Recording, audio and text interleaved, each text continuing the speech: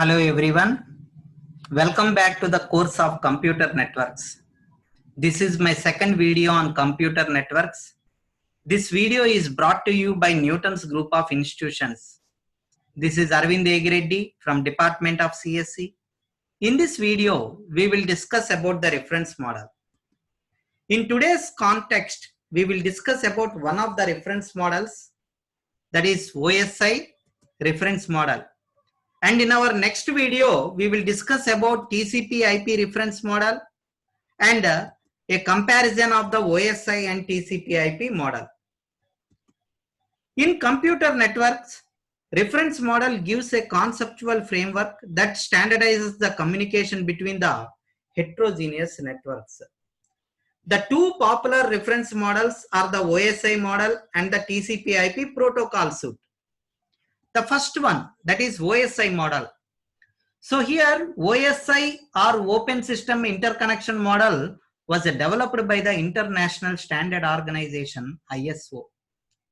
It gives a layered network framework that conceptualizes how communication should be done between the heterogeneous systems. It has 7 interconnected layers. The 7 layers of the OSI model are physical layer, data link layer, network layer, transport layer, session layer, presentation layer, and the application layer. Here the hierarchy is depicted in the figure shown here.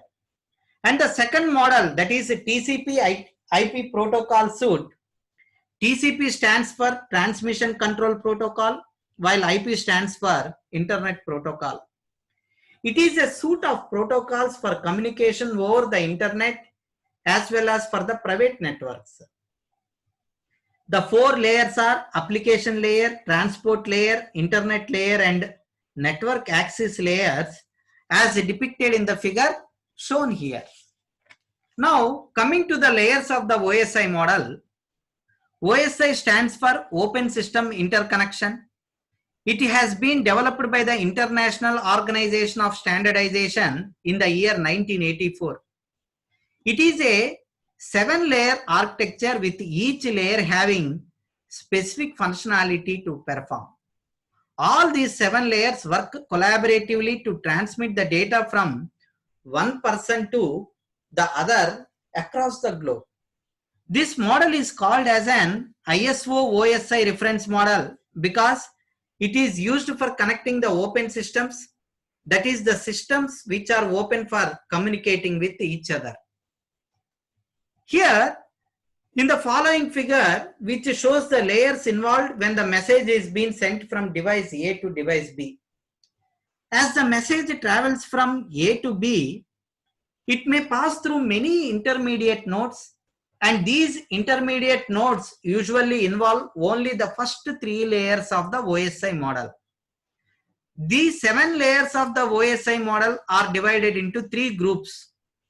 Layer 1, 2, and 3, that is physical layer, data link layer, and network layer, are known as network supported layers because they deal with the physical aspects of the moving data from one device to another, such as electrical specifications, physical connections, physical addressing, and transport timing and reliability. Layer 5, 6, and 7, that is sessions layer, presentation layer, and application layer, are known as the user support layers. They allow interoperability among the unrelated software systems. Layer 4, that is a transport layer, which links the 2 subgroups and ensures that the lower layer has transmitted is in the form of the upper layer which it can use. So here the upper OSI layer are almost always implemented in the software, and lower layers are combination of hardware and software, except the physical layer which is mostly implemented in hardware.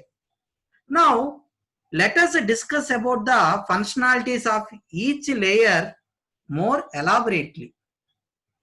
The first layer, that is physical layer. The lowest layer of the OSI reference model is the physical layer. It is responsible for the actual physical connection between the 2 devices. The physical layer contains information in the form of bits. It is responsible for transmitting the individual bits from one node to the next node. When receiving data, the layers will get the signals and convert it into zeros and ones and send them to the data link layer, which we will put the frame back together. So the functions of the physical layer are synchronization of the bits. That is, the physical layer provides the synchronization of bits by providing a clock. This clock controls both the sender and receiver, thus providing the synchronization at a bit level. And the second one function is bitrate control. So here the physical layer also defines the transmission rate, that is the number of bits sent per second. And the third functionality is physical technology. Here the physical layer specifies the way in which the different devices or nodes are arranged in the network. That is bus, star and mesh topology. And the fourth one is transmission mode. Here the physical layer also defines the way in which the data flows between the two connected devices. The various transmission modes available are simplex, half duplex and full duplex. Hub, repeaters, modems, cables are the physical layer devices. Here network layer, data link layer and physical layer are also known as lower layers of the hard, or they are also known as hardware layers. Now coming to the second layer, that is a data link layer. The data link layer is responsible for the nodes to node delivery of the messages. So the main function of the layer is to make sure that the data transfer is error free from one node to another over the physical layer. So here the following figure shows the relationship of data link layer to the network and physical layers. When a packet arrives in the network, it is responsible for DLL to transmit it to the host using the MAC address. Here what I mean by DLL is data link layer. So this data link layer is divided into two sub layers. One is logical link control, LLC, and the second one is media access control, MAC. That is what we call it as a MAC address. So the packet received from the network layer is further divided into frames depending on the frame size of NIC, network interface card. Here DLL, that is a data link layer, also encapsulates the sender and receiver's MAC address in the header. The receiver MAC address is obtained by placing the ARP, that is address resolution protocol request, on a wire asking who has the IP address. And the destination host will reply with the MAC address. Now coming to the functions of the data link layer, the first function is framing. Framing is a function of data link layer. It provides a way for sender to transmit a set of bits that are meaningful to the receiver. This can be achieved by attaching special bit patterns to the beginning and end of the frame. And the second function is physical addressing. So after creating frames, data link layer adds the physical address, that is MAC address of sender or receiver in the header of the each frame. Then the third functionality is error control. Data link layer provides the mechanism of error control in which it detects and retransmits the damage or the lost frame. And the fourth one is flow control. So here the data rate must be constant on both sides, else the data may get corrupted. Thus flow control coordinates the amount of data that can be sent before receiving the acknowledgement. And the fifth one, or the fifth function, is access control. When a signal communicates channel and it is being shared by multiple devices, MAC sublayer of data link layer helps to determine which device has the control over the channel at that particular given time. Here, Packets in the data link layer is referred as a frame, and data link layer is handled by the NIC, that is network interface card, and device drivers of the host machine. In data link layer, switches, bridges are the data link layer devices. Now coming to the third layer, that is a network layer. Here network layer works for the transmission of data from one host to the other host located in different networks. It also takes care of the packet routing, that is selection of the shortest path to transmit the packet from the number of routers available. So here the sender and receiver's IP address are placed in the header of the network layer, and the functions of the network layer are routing. So here the network layer protocols determine which router is suitable for the source to destination. This function of the network layer is known as routing. And the second functionality is logical addressing. So in order to identify each device on the internetwork uniquely, network layer defines an addressing schema. The sender and the receiver IP address are placed in the header of the network layer. And the third functionality is congestion control. If there is a traffic in one way of the network for transferring the data, it is known as congestion. Here we have to find another path for transferring the data by the use of congestion control protocol. Here segments in the network layer are referred to as packets, and network layer is implemented by the network devices such as routers. Now coming to the fourth layer, that is transport layer. Transport layer provides services to application layer and takes services from the network layer. So here the following figure shows the relationship of the transport layer to the network and the sessions layer. So here the data in the transport layer is referred to as segments. It is responsible for end-to-end delivery of the complete message. The transport layer also provides the acknowledgement of the successful data transmission and retransmits the data if an error is found. So here at the sender side, transport layer receives the formatted data from the upper layers and performs segmentation and also implements flow and error controls to ensure proper data transmission.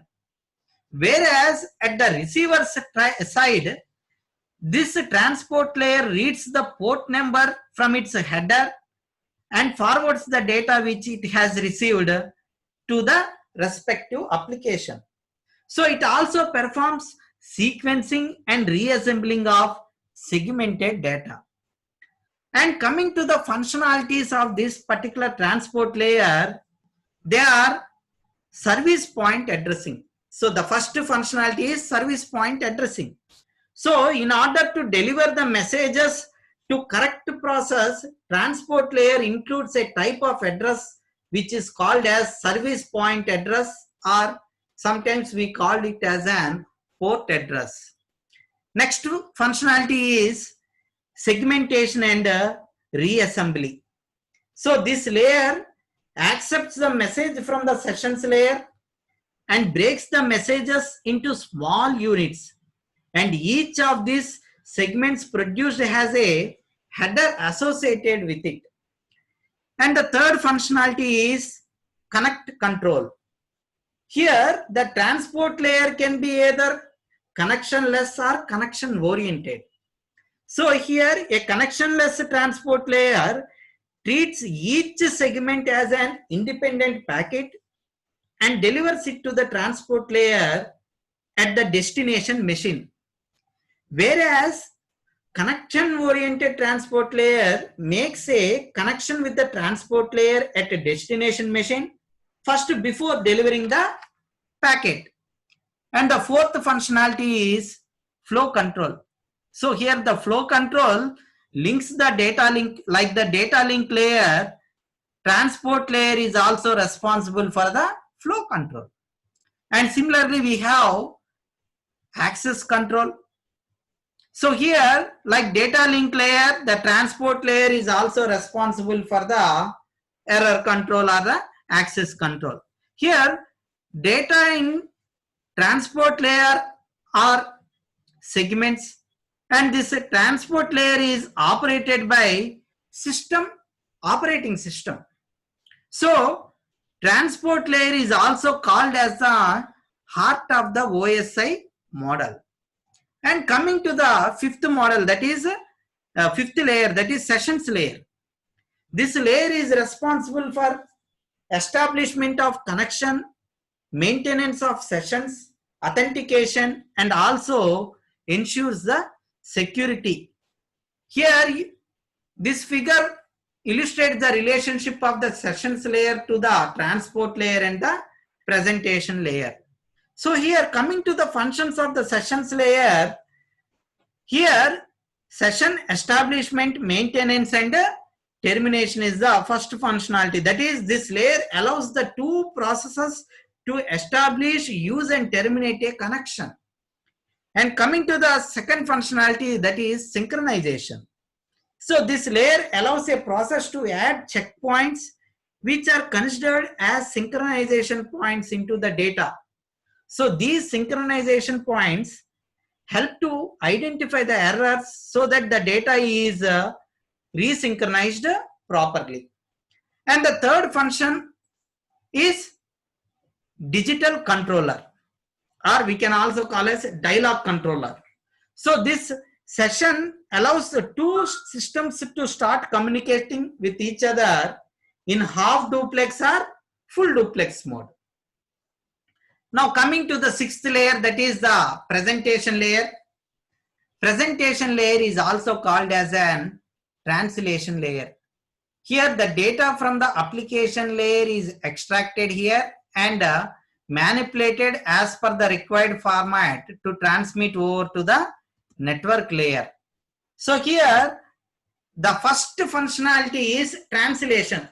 So the process in two systems are usually exchanging of information in the form of characteristics, numbers, and so on. Now the second functionality is encryption. To carry sensitive information, a system must be able to ensure privacy. So encryption means that the sender transfers the original information to another form and sends the resulting message out over the network. And decryption reverses the original process to transform the message back into the original form. Now the third one is compression. Here data compression reduces the number of bits contained in the information. Data compression becomes particularly important in transmission of multimedia such as text, audio, and video. Now coming to the last layer, that is application layer, layer 7. So at the very top of the OSI reference model stack of layers, we find application layer, which is implemented by network applications. So these applications produce the data which has to be transformed over the network layer, and this layer also serves as a window for application service to access the network and for displaying the received information to the user. Here application layer is also called as an desktop layer. So here application layer is responsible for providing services to the user, and the main functions of the application layer are network virtual terminal, file transfer, access and management, mail services, and directory services. So this is the brief about all the 7 layers. Now let us see the summary of the 7 layers. So at the bottom we have the physical layer to transmit bits over the medium to provide mechanical and electrical specifications. And after that, the second layer is a data link layer. This layer is used to organize the bits into frames to provide hop-to-hop delivery. Third layer, network layer, to move packets from source to destination to provide internetworking. Fourth layer is the transport layer, to provide a reliable process-to-process message delivery and error recovery. And fifth layer is sessions layer, to establish, manage and terminate sessions. Sixth layer, presentation layer, to translate, encrypt and compress the data. And application layer, which allows access to network resource. So OSI model acts as a reference and is not implemented in the internet because of its late invention. And the current model being used is TCP/IP model. We will discuss this topic in our next video. ప్రపంచ ప్రసిద్ధి పొందిన విద్యా నిలయ స్థాపకులు ఆచార్య నాగార్జునుడు నడయాడిన నేలలో అమరావతి రాజధాని ప్రతిష్టాత్మక విద్యా సంస్థ న్యూటన్స్ ఇంజనీరింగ్ కాలేజ్ మాచర్ల 2001లో స్థాపించబడి ప్రతి విద్యార్థి చదువులో ఎదగాలని ఉన్నత లక్ష్యంతో ఇంజనీరింగ్ విద్యను గత 16 ఏళ్లుగా అంకిత భావంతో అందిస్తున్న సంస్థ. సృష్టికి ప్రతి సృష్టి చేసేది ఇంజనీర్లైతే అటువంటి అత్యుత్తమ ఇంజనీర్లను సృష్టిస్తున్న సంస్థ న్యూటన్స్ ఇంజనీరింగ్ కాలేజ్. అద్భుత సాంకేతిక విద్య. Thank you all. If you like this video, please subscribe to my channel and press the bell icon for the latest notifications.